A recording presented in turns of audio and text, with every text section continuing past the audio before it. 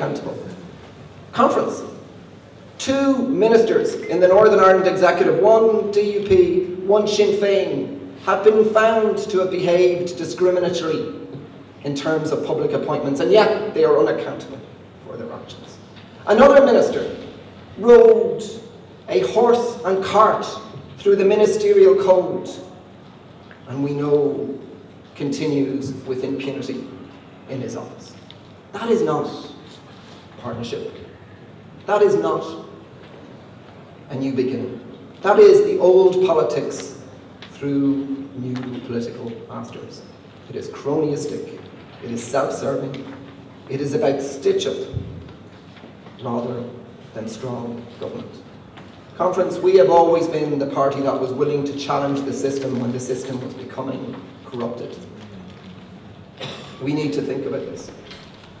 We need to ask ourselves whether the system as it is today lives up to the spirit of the Good Friday Agreement, whether it is accountable, whether it gives the power of the citizen, and as Republicans, power lies with the citizen, to change a government, whether it allows for real partnership, or whether in fact it is just a sham fight which is masking a very cosy consensus.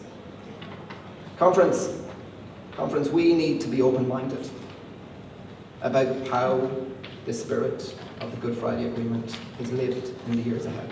And if that means challenging the model of government we have today because it has become corrupted by the politics of the 2 major parties, then we will challenge that model of government, Conference. And we will do it because it is right, it is Republican. We will do it because the values of a New Ireland, Conference, the values of a New Ireland require us to be able to give power to the people. So as whenever a government that has forced through welfare reform and has undermined the many thousands of people who still live with the legacy of the conflict, that they can be held to account. Conference, I ask you to endorse this paper, and I ask you to continue to believe in this party as it has always been, a party that is not afraid to challenge, a radical party, a party that believes truly, absolutely, in the fact that government is there to serve people, not to serve its selfish interests. Thank you very much.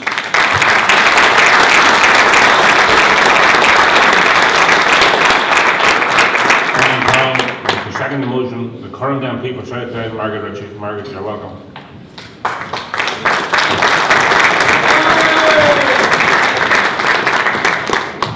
Some people, Chair, have been very disruptive here. But anyway, we'll excuse them. Conference, my time is limited in this debate, so I get straight down to business. The people of the North are paying a heavy price for the relative stability brought about by the DUP and Sinn Féin finally signing up with the rest of us for peace and power sharing. Regrettably, rather than creating a platform for moving ahead together, they have engaged in a government of antagonism and attrition. We have an executive which is stalemated on most major issues like education and shared future, where delivery is essential. An executive which can only reach so-called agreement when there is a convenient 2-party carve-up. The rest of the time, they make up for the lack of substance around the executive table and in the Assembly by yet more 2-party laps of honour and self-congratulatory curtain calls. It's as if we should be all bowled over, yet again, as Peter and Martin pose for the photographers in an atmosphere of fake friendship or fake sincerity. But although many commentators have noted the 2-party carve-up nature of the executive, it is my contention that we are really experiencing a gradual return to 1-party rule and to unionist domination. We have entered an era where the DUP are in the driving seat and heading back to the future. And I think nationalists in the North can see this, even if those closer to the Stormont bubble do not. Am I overstating it? Well, let's consider the evidence. Let me list some of the things that the DUP have done and ask yourselves, where were Sinn Féin? In society, generally look at where the resources have been going. The DUP have shipped hundreds of millions of pounds into their own communities, whether it be the massive payout to Presbyterian mutual savers, and I had no difficulty with support for small savers, or huge redundancy payouts to the police reserve and other security personnel. And look at the investment in East Belfast and the Titanic Quarter, new roads, the Public Record Office, Belfast Metropolitan College, the Titanic Signature Project, the Innovation Centre and the Science Park. Then there's the Consway Greenway, the massive Invest NI grant to Bombardier and the mega facility for Dawn Energy. And waiting in the wings is the DUP share of Sinn Féin's Social Investment Fund, saying nothing of the DUP's outrageous attempts to fund East Belfast contractors Red Sky. Tell me what other part of the North has enjoyed the same lavish attention as Peter Robinson's own backyard. Well, apologies. I recall he actually sold his backyard for a rather large sum of money.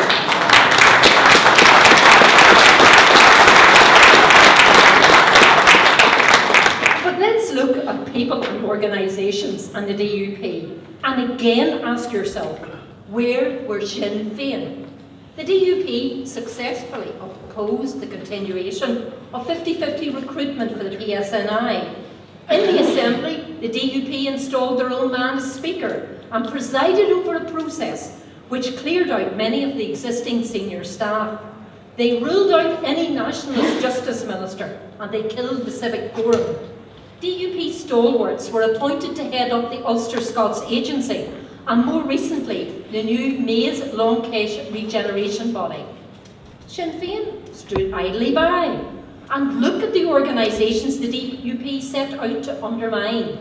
The Parades Commission, the Community Relations Council, the Northern Ireland Housing Executive, and a recent attack on the EU programmes body. Can you actually believe that Peter personally has criticised the SAUPB for funding brick and mortar cross-border projects and not giving enough jelly roll to loyalist projects? Dublin will need to assert itself on that one.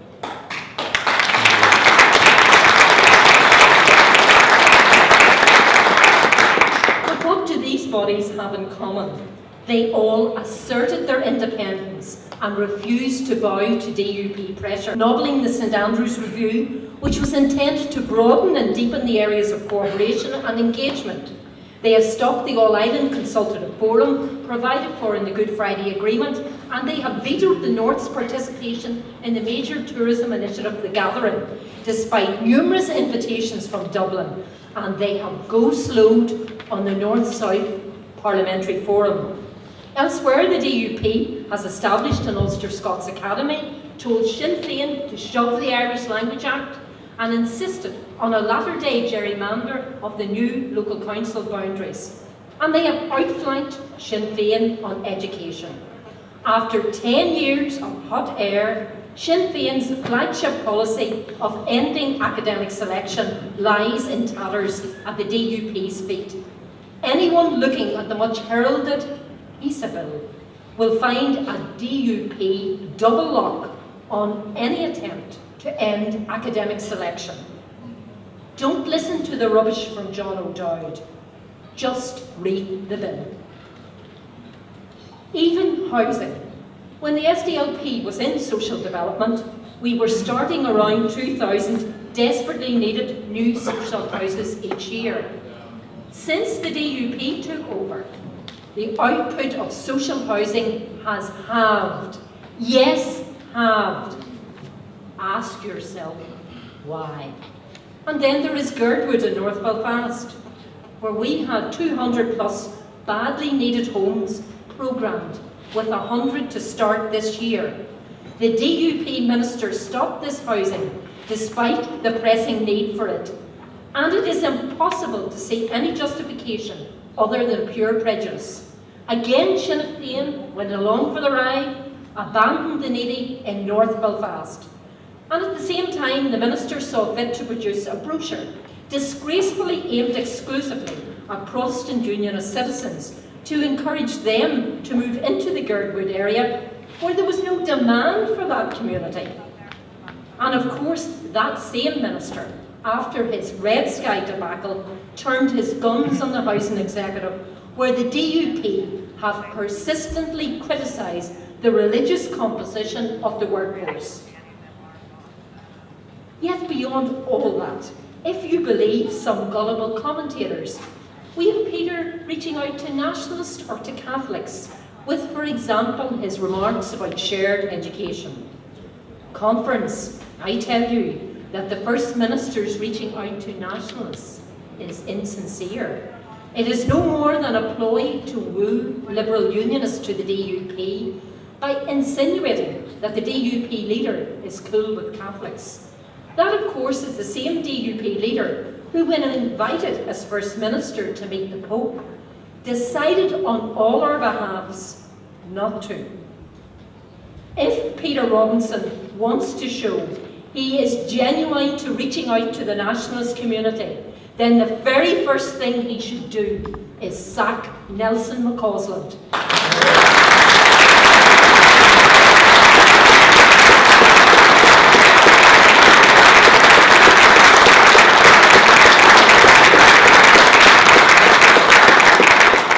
Colleagues, I can assure you that on the ground there is a growing unease about DUP domination and the impotence and incompetence of Sinn Féin. It undoubtedly raises opportunities as well as questions about our continued participation in the executive. And incidentally, on opposition, I agree with Dolores and Alistair that it requires very careful consideration. But the DUP Sinn Féin failure has policy implications too. For example, and with due respect to our excellent minister in Alex, I am not sure that we should any longer support RPA. Do we really want to hand over planning powers to the DUP and Sinn Féin carved up councils? Colleagues, we are a natural party of government, and ultimately I want us in there. But I think we need to redefine our role in the politics of the North so that we can deliver for all and put an end to the disgraceful political corruption and negligence of other parties. Let us now commit wholeheartedly to that task. Thank you.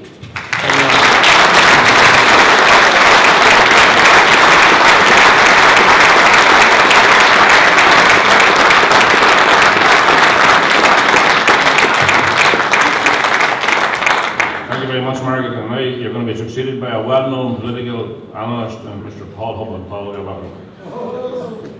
Don't be too long now, Paul. Let's try to support this motion and first of all ask this question: is the Good Friday Agreement in danger? Yes. Yes, of course it is. The DUP are peeling it like an orange bit by bit. I have evidence to this effect. I have overheard quiet DUP orange conversations. First, and I'm quoting on the Justice Ministry 09, phone call. Peter, Nelson here. Danger, a nationalist will get that ministry. An executive overrun with people of that sort. You must amend the Good Friday Act. Nelson, worry not. That will be done. Another overheard. This time the censure of the minister, the social development minister. Their words. It is distressing our social development minister cannot exercise his wish to keep the croppies down, nor publicly support Orange Order bondsmen. those champions of civil and religious liberty, raiding their dominance over papist malcontents, whose absurd demands for equality threaten the stability of this state. Yet, unbelievably, a motion censoring our minister is tabled at Stormont by that terrible SDLP, require him to promote good community relations by condoning law-breaking and he was censored for condoning law-breaking and sectarian actions outside a Catholic church. Thank heavens, there's no chance the motion will be passed. Because our DUP invented ministerial code only applies to other parties. We are only behaving like football supporters, defending fouls by our own players. But we go further. We insist that the game goes on without a referee, like the Parades Commission. So that last one, and you might think it's daft, but I think it actually indicates the deeper feeling of some terrible bigots in the DUP party. We never hear it, but I think that's pretty accurate about some of them, not all. So the Good Friday Agreement is good for everyone. And people were talking, the proposal in the second didn't mention really in detail what was good about the Good Friday Agreement. Well, of course, it was power sharing, which our party, and we all start in the civil rights, and then the Good Friday Agreement, and God thank John Hume and Seamus Mullen, we got power sharing, but have we got it now? We got reconciliation, have we got it now? No, I don't think we have. I would like to appeal to the official Unionist Party, who were signatories against great opposition from the DUP. I would appeal to them and the general population of Northern Ireland to stop the unravelling of the Good Friday Agreement, because it's good for everyone. Stop the cunning DUP plan and save the Good Friday Agreement. Thank you. Thank you, Paul.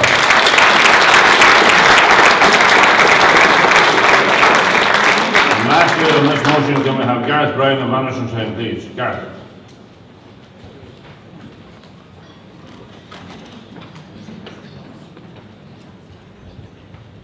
Thanks, Chair. Don't know really if I can follow that, but anyway.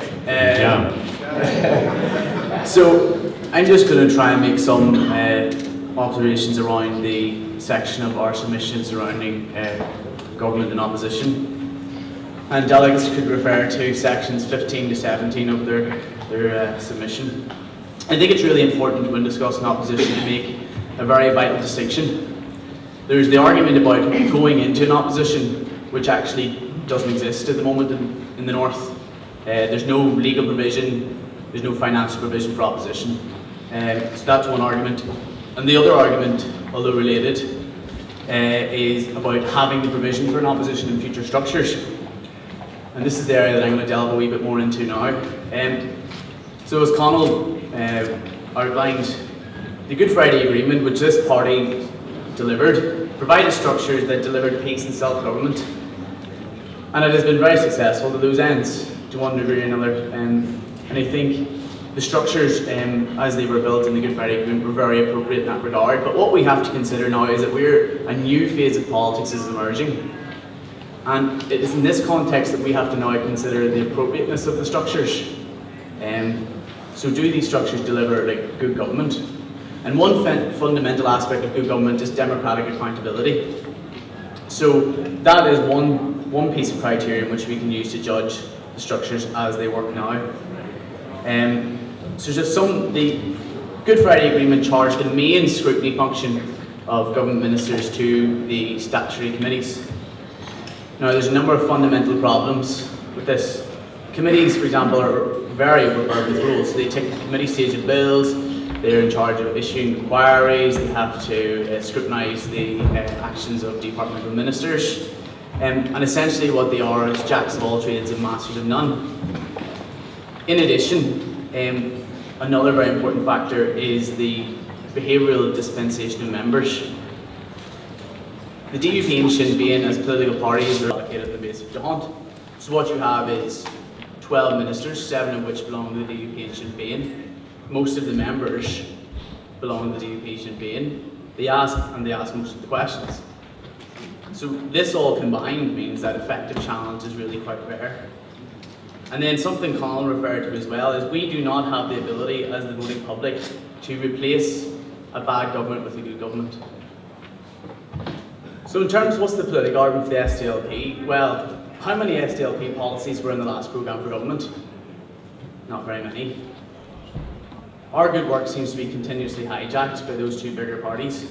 And when we dissent, and I mean, I'm sure Alex has articulated this to many people before, the DUP are actively trying to crush dissent at executive level.